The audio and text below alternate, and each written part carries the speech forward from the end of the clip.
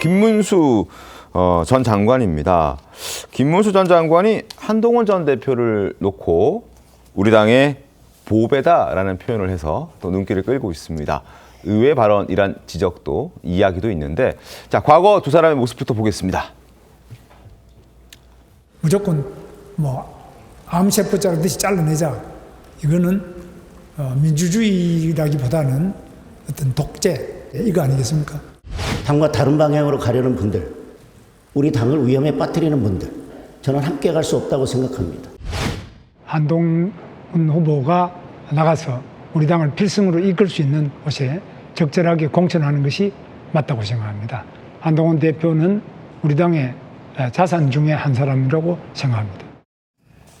자, 어제 두 사람이 만났습니다. 화면 함께 보죠. 자, 저렇게 두 사람이 만나서 아주 환한 표정을 짓고 팔짱을 끼고 손을 맞잡고 있는 그런 모습이죠.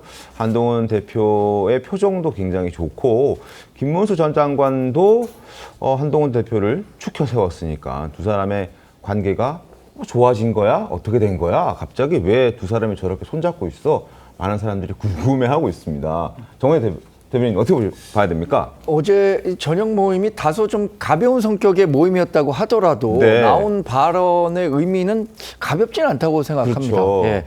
김문수 전 대통령 후보 같은 경우엔 대통령 후보 자리를 놓고는 한동훈 전 대표와 아주 치열하게 붙었죠. 네. 근데 그 이후에 당대표 선거 과정에선 막판에 또 한동훈 전 대표가 이 김문수 후보를 돕는 듯한 메시지를 내기도 했었는데 어쨌든 김문수 전 장관이 이제 현실 정치에서 한 걸음 좀 물러나 있는 상태잖아요. 네. 저는 모든 사안을 좀 객관적으로 보기 위해서는 한 발짝 멀리서 보는 자세도 필요하다고 생각하는데, 그 과정에서 한동훈 전 대표의 어떤 정치적 가능성 그 부분들에 대해서 높이 평가하기 시작한 것 아닌가라는 생각이 네. 들고, 현실적으로는 그런 생각도 들더라고요. 경쟁할 때는 상대방에 대해서 굉장히 박하게 평가하고 그럴 수 있지만, 크게 생각했을 때는 보수 정치가 어떻게 부활하고 재기해야 하는가, 그 부분에 있어서 한동훈 전 대표의 역할을 부인할 사람은 없다고 보거든요. 그런 측면에서 김문수 전 장관이 좀 대승적으로 큰 그림에서 한동훈 전 대표를 평가했던 것 아닌가라고 생각했습니다. 네, 우리 당의 아주 귀한 보배다라고 얘기를 했고요. 우리 당에서 이런 보배를 자른다고 한다, 말이 안 된다라는 취지로 한동훈 전 대표의 힘을 실어줬습니다. 다른 데 나간다고 해도 우리가 영입해야 할 사람이다라는 이야기를 했습니다. 러브샷까지 했고 보배다라는 말을 했고, 지금 한동훈 전 대표가 이제 약간 곤경한 상황이잖아요. 김종혁 전 최고위원이 또 당원권 정지 2년을 권고받은 상황에서 뭔가 또 당원 게시판 얘기도 있고요. 참 난처한 상황인데, 여기에서 김문수 전 장관, 김문수 전 대통령 후보가 한동훈 전 대표의 손을 잡고 우리 당의 보배다, 나간다고 해도 영입해야 될 사람인데 자른다니 말도 안 되는 짓을 하고 있다라는 식으로 두둔했던 부분, 의미하는 바가 적지 않을 것 같습니다. 정상 의원님 어떻게 보셨습니까? 예, 이제 저게 어떻게 보면 정상적인 어떤 정당의 모습인데, 사실 지금 국민의힘 입장에서는 지금 장동혁 대표 체제에서 한동훈 전 대표의 당원 게시판 문제라든가 한동훈 전 대표의 측근이라고 할 수 있는 김종인 쪽 최고위원의 발언 문제를 가지고 당원권 정지를 2년 동안 시킨다든가 이런 모습들이 자기네들 내부에서는 그게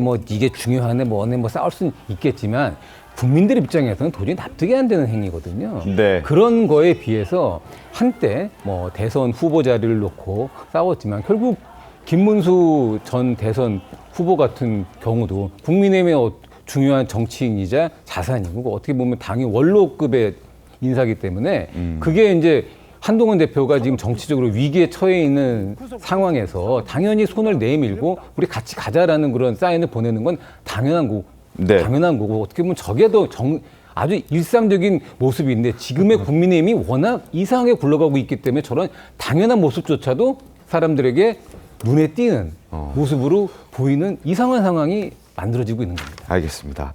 자, 같은 날 국민의힘 장동혁 대표는 경기도 고양에서 연탄 배달 봉사에 참석했는데, 김문수 전 장관은 전혀 다른 결의 이야기를 했습니다. 목소리 들어보시죠. 저는 전당대회 과정에서부터 우리 당의 하나로 뭉치는 게 더 중요하다고 말씀드렸습니다. 밖에 있는 적 50명보다 내부에 있는 적 1명이 더 무섭다는 말씀도 드린 적이 있습니다. 해당 행위를 하는 분들에 대해서는 엄정한 조치를 취하고 그리고 당의 하나로 뭉쳐서 싸우는 것이 훨씬 더 중요하다고 생각합니다. 여러분 기억하실 겁니다. 12월 3일 지난해 비상계엄 발동되고 그걸 저지하는 과정에서는 또 장동혁 대표와 한동훈 전 대표가 나란히 함께 있었던 모습도 기억하실 텐데 지금은 또 저렇게 정반대 얘기를 하고 있는 상황 어떻게 봐야 되겠습니까? 김성희 평론가님. 저는 너무 깜짝 놀란 게요. 저는 뭐 장동혁 당대표를 개인적으로 국회 파견 판사 시절부터 아는데 네. 변화가 굉장히 극에서 극으로 간 분이라고 저는 개인적으로 평가를 합니다. 네. 근데 그렇게 갔다 하더라도 정치는요. 다른 의견을 가진 사람들을 수용할 줄 알아야 네. 공적인 위치에서 정치를 할 수 있다라고 봐요. 만약에 그 장동혁 대표 그리고 저는 그 당무위원장의 말이 굉장히 놀라웠는데 네. 뭐 소 관련된 이야기요.